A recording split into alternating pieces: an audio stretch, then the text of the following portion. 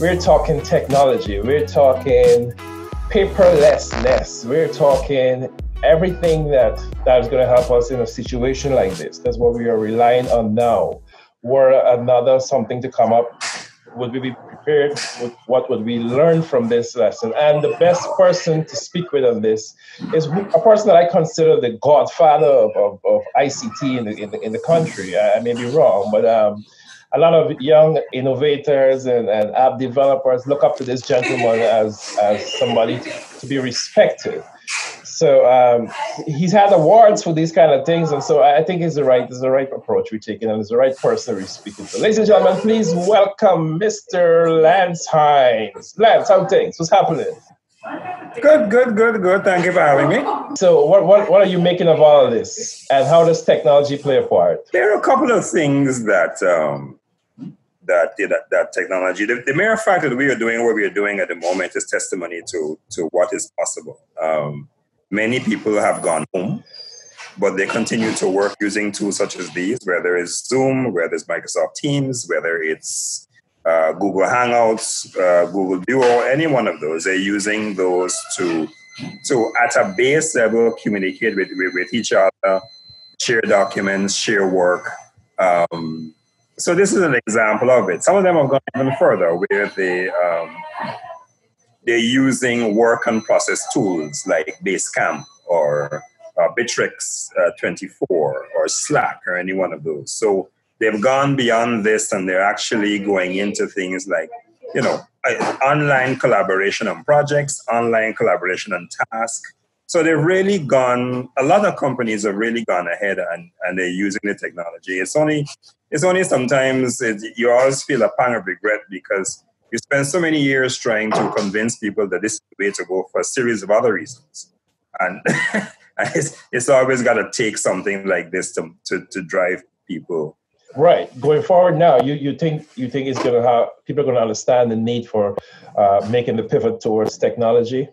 I think so. I think this will change everything. I cannot imagine us going back to where we were before, where there was work, where we're going to realize the value of using the platforms to do their work and how efficiently they can do it. So, a lot of them now, you could look at your workspaces now in terms of how you realign it, how you, do you necessarily need, a large building anymore with cubicles and desks and things and stuff like that. So I really hope coming out of this period, there's really going to be that deeper thinking in terms of the way we work, the way we share information, the way we do things.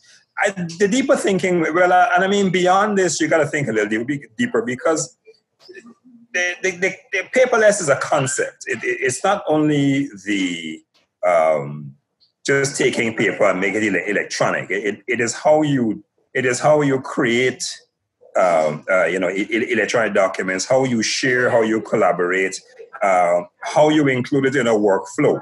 So if a document moves from a junior supervisor to see, how does that work? So a lot of those things have to be thought out in terms of doing that.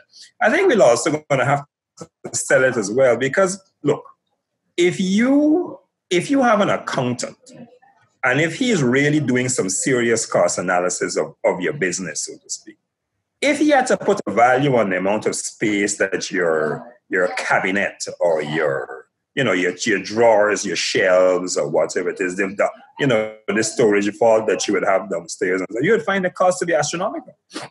So paperless, first of all, is at the business level, as you over time is a cost saving measure. You don't have all that, you just don't have all that space being taken up, which you could use for better things. Mm-hmm.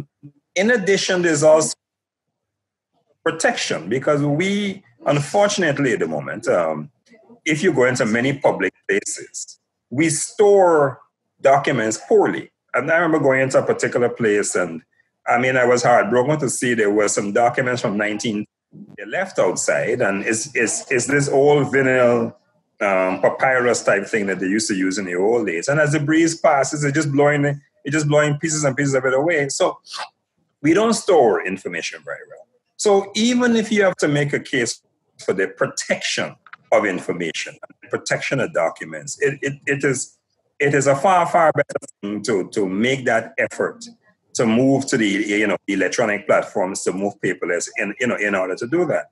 And again, there's the overall conversation about efficiency and sharing of data and making data accessible to people and stuff like that. It is a way to go, and as I said, this particular state of affairs is certainly an opportunity to look at this and begin that process going forward. I agree with you. On a scale of 1 to 10, 10 being the highest, how far along are we as a nation? Oh, we're probably about 5, I think. To be there has been work that has been done, but it's isolated. All right. So some agencies have adopted the modern, techniques and methodologies. Some have not. So what has to happen in the coming years is that there's a holistic approach in terms of how you work with people to do the conversion, how you persuade them, because a lot of this is about marketing as well. Some people are still, steeped in tradition. We as a society have a predilection for paper. That's probably the best way to describe that. And we don't want to move without it, and we go from there. So one of the things now more than ever is going to be time for us to begin to look at our workflows and begin to look at our procedures in office, the procedures in government, and begin to do that migration now. Because, the next time, God forbid, this happens again, what you don't want is the same position that we were caught in this time. Yeah. Lance, I thank you for your time. This has been good. Thank you, sir. All right, have a good one.